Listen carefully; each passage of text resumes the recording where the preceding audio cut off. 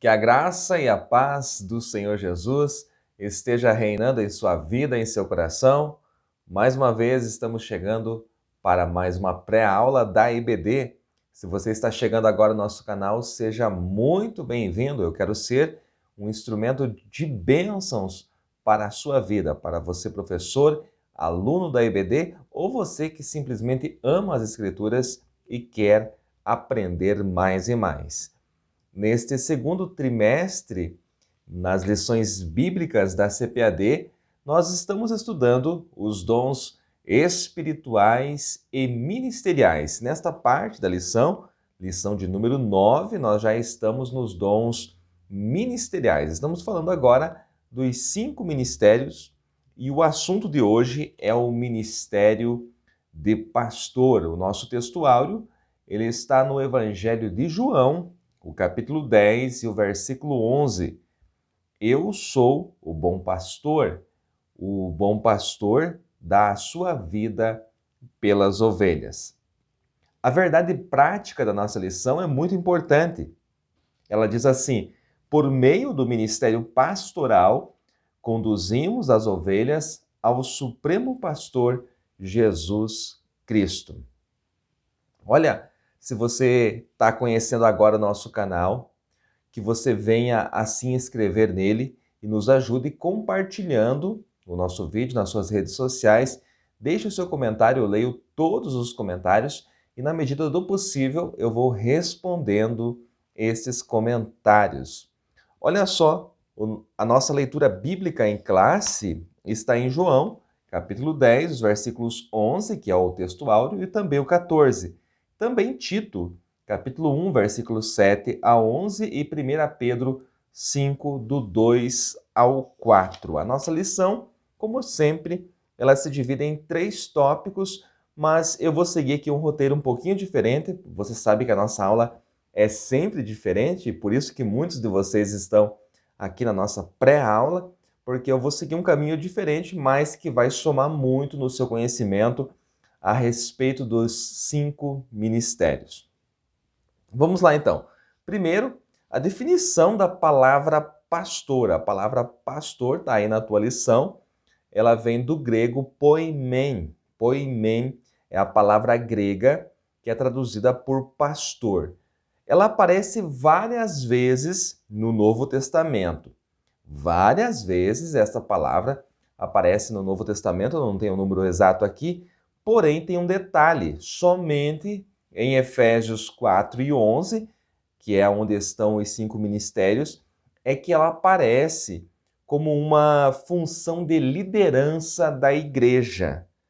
Em todas as outras vezes que esta palavra aparece, ela não está falando de uma liderança na igreja. Está falando, sim, daquele que guia um rebanho. Na maioria das vezes, ou em quase todas as vezes que ela aparece no Novo Testamento, esta palavra poimen fala de um vaqueiro, fala de um guia de rebanho, que no sentido metafórico está se referindo a um guia espiritual. Então, esse é um detalhe importantíssimo. Apesar da palavra grega traduzida por pastor poimen aparecer inúmeras vezes no Novo Testamento, somente em Efésios 4 e 11 é que ela se refere a uma liderança da igreja. É um detalhe que precisa ser observado. Nos 5 ministérios que nós estamos estudando, desde a lição de número 6, apóstolo, profeta, mestre, pastores, doutores, mestres e doutores são os mesmos, e evangelistas, mestres e doutores é a mesma função ministerial. Nos 5 ministérios, então, que nós estamos estudando, desde a lição de número 6, a função do pastor é construir o edifício. Então, quando perguntar para você, mas qual é a função do ministério de pastor? A função dele é construir o edifício sobre o fundamento apostólico. Então, vocês que estão nos acompanhando já há algum tempo, aqueles também que participaram do curso Geração de Pregadores, os 5 ministérios, sabem que nós usamos, então, a metáfora do edifício sendo construído. O apóstolo é aquele que lança os alicerces, lança os fundamentos. O pastor constrói sobre o fundamento apostólico. Devido ao nosso sistema pastoral, as nossas igrejas no Brasil, mais de 98%, elas são todas pastorais. Estou falando das igrejas pentecostais. A maioria dos irmãos que nos acompanham são pentecostais. Se não são assembleianos, são de outras denominações pentecostais. Então, 98% dos pentecostais, eles fazem parte de denominações que têm o sistema pastoral. Esse é o sistema que está na Assembleia de Deus. Todas as responsabilidades nesse sistema repousam sobre o pastor.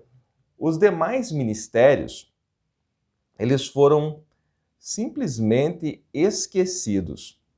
Os demais ministérios, o ministério profético, o ministério de mestre, né, ficou de lado. O ministério evangelístico, em alguns locais, ainda existe, mas apóstolo, profeta e mestre são ministérios que ficaram esquecidos. Com isso, o sistema pastoral sobrecarrega os pastores, principalmente o pastor que ocupa a liderança daquela igreja local ou daquele campo eclesiástico. Eles normalmente estão sobrecarregados com inúmeras tarefas. Se você ler a nossa introdução, na introdução da nossa lição diz assim, olha só, o cuidado para com as pessoas do rebanho, funções do pastor, visita a enfermos, questões relacionadas à administração eclesiástica e o constante desafio de se dedicar à oração, à pregação e ao ensino da palavra de Deus. Então, quando você tem um único ministério e não tem um ministério plural, como nós estamos ensinando aqui, como o Novo Testamento ensina, é normal que aquele que ocupa o ministério, no caso nosso, o pastor, o sistema pastoral, eles fiquem sobrecarregados. Agora, vamos para o Novo Testamento, vamos para o Evangelho de João, capítulo 10, e vamos perceber aqui o exemplo do supremo pastor, do grande pastor Jesus Cristo. Aqui em João 10, nós vemos que o verdadeiro pastor, ele chama as ovelhas pelo nome. Ele chama pelo nome. Está em João 10, versículo 3. Ele chama pelo nome as suas ovelhas. As ovelhas seguem o pastor porque conhecem a sua voz. As ovelhas ouvem a sua voz, conhecem a sua voz, por isso que elas seguem. Ele, o pastor, ele dá a vida pelas suas ovelhas. É o nosso texto áureo, versículo de número 11. E há um relacionamento íntimo entre o pastor e as ovelhas. João, capítulo 10, versículo 14. Eu sou bom pastor, eu conheço as minhas ovelhas, e olha só, e as minhas ovelhas me conhecem, e delas eu sou conhecido. Então, há um relacionamento recíproco, há um relacionamento íntimo entre pastor e ovelhas. Um texto que está citado aqui na nossa lição é o texto de Tito, capítulo 1, versículo 7. Agora eu só quero chamar a tua atenção. Esse texto está na nossa leitura bíblica em classe.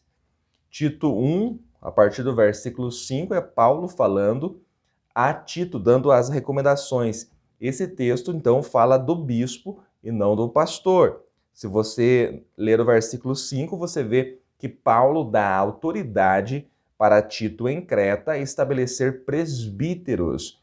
O presbítero no Novo Testamento, ele não é o presbítero que nós temos na nossa escadinha eclesiástica, né? O presbítero é um obreiro de terceira categoria, porque acima dele tem o evangelista, acima dele tem o pastor. E no Novo Testamento eu já ensinei aqui para vocês que não existe escadinha. O ministério ele é plural, é um do lado do outro. Não é assim, né? Jamais. Esse é o sistema católico apostólico romano que nós herdamos. Quando vai mudar isso, professor? Não sei, né? Por isso que nós estamos estudando a Bíblia, estamos tentando nos aperfeiçoar, tentando voltar às raízes da igreja primitiva. Mas Tito, ele tem autoridade, recebe essa autoridade do apóstolo Paulo. Tito, mais à frente também, no seu ministério, a Bíblia não o chama de apóstolo, mas eu considero Tito um apóstolo. Por quê? Porque ele tem autoridade para estabelecer presbítero e também estabelecer bispo, né? Bispo e presbítero é quase a mesma coisa, nós vamos estudar isso em alguma lição um pouco mais à frente, porém, o bispo é aquele que tem a voz plural no ministério. O bispo é um presbítero que tem a voz plural, ele fala em nome dos demais presbíteros, então ele já tem um destaque entre os presbíteros, mas nós vamos falar desse assunto em outra aula. Eu creio que talvez seja na aula de número 11.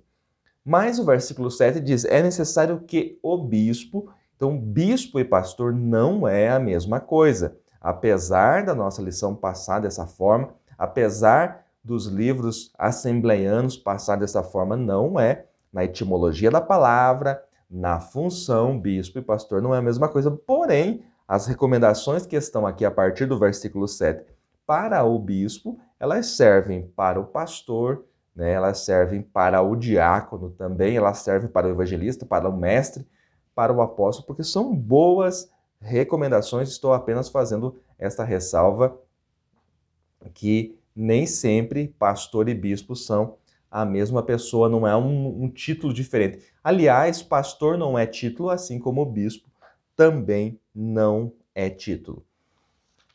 Tá certo? Por isso que às vezes eu estou até confundindo as palavras aqui, o pastor Tito com a palavra título, mas vocês entenderam o que eu quis dizer, que nenhuma desses nomes, evangelista, mestre, pastor, apóstolo, profeta, é título. Não, é função. Isso é algo que nós temos procurado deixar bem claro desde algumas pré-aulas atrás. Em 1 Pedro capítulo 5, versículo 2, o princípio é o mesmo. O princípio é o mesmo. Porque ali em 1 Pedro 5, a partir do versículo 1, que não está na sua revista, Pedro está se dirigindo aos presbíteros. Olha só como ele diz: aos presbíteros que estão entre vós, ademoesto eu, que sou também presbítero com eles e testemunha das aflições de Cristo. Então veja que Pedro aqui se autoproclama presbítero, mas Pedro não é apóstolo. Então como entender isso? É que são funções diferentes e não títulos como nós temos hoje no nosso sistema eclesiástico, né? Como que Pedro, sendo apóstolo, diz: não, eu sou presbítero. Também João, né, na sua terceira carta, o apóstolo João, ele se autodenomina também de presbítero. Então a recomendação, ou as recomendações que estão aqui em 1 Pedro 5, a partir do versículo 2 até o versículo 4, são as recomendações, então, para os presbíteros, para os bispos. E ele fala, né, para apacentar o rebanho, então inclui também os pastores, até se manifestar o sumo pastor, que está no versículo de número 4. Então você pode utilizar esse texto aí que está na sua lição, abordar aí versículo por versículo. As recomendações que o apóstolo Paulo dá, elas são válidas a todo o ministério. Então as recomendações que Paulo deu a Tito são válidas a todos os ministros, e as recomendações que Pedro dá aqui aos presbíteros no capítulo 5 também são válidas a todos aqueles que desejam, que amam o ministério. A primeira igreja de um pastor é a sua família, por isso que a família do pastor, ela é um exemplo para a igreja. Dificilmente o pastor vai ser um guia de rebanho, vai apacentar o rebanho corretamente, se não tem o apoio da sua família. Por isso que é fundamental, o lar é a primeira igreja, não é um chavão. Esta frase não é um chavão, é uma realidade. O lar, a casa, realmente é a primeira igreja. Pastor não pode ser um título somente.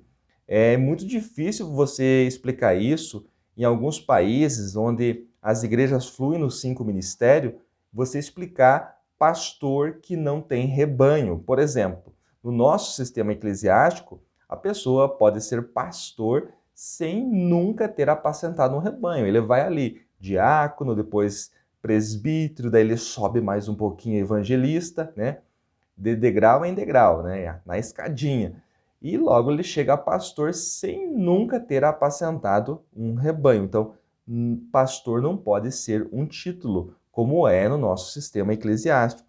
Não existe pastor sem rebanho. Pastor, ele necessariamente ele guia um rebanho. Não importa se esse rebanho tenha 3, 4, 5 pessoas ou tenha 300 pessoas. 1.000, 2.000 não pode ter, porque um pastor não pode cuidar, não pode guiar mais aí do que 200 pessoas. É o máximo, é impossível, ninguém é super-homem. Mas não existe pastor sem rebanho. Isso jamais acontece no Novo Testamento. Mesmo sem um título eclesiástico, você pode ser um guia para alguém. Então, essa questão de guiar, essa questão de apacentar, pode ser para você também. Aí você diz, mas professor, eu sou alguém que faço parte do departamento de música, ou eu cuido da recepção da igreja, né? Aquele grupo que trabalha com você, você pode ser o pastor deles. Então, não estou reduzindo a isso o ministério do pastor, mas você pode receber a autoridade do seu pastor, do seu líder e guiar essas pessoas. Então, aqueles que estão à sua volta, seja na classe da escola dominical, quando você está ministrando aos domingos, seja na área da música que você trabalha, ou na recepção da igreja, ou em qualquer outra área da igreja, aquelas pessoas que estão à sua volta, elas podem sim ser guiadas por você. Então você também, sem ter um título de pastor ou pastora, você pode ser guia para alguém. Queridos, eu espero que esses conceitos tenham sido úteis na preparação da sua aula. Inscreva-se no canal, deixe o seu joinha, deixe também o seu comentário. Que Deus em Cristo o abençoe mais e mais.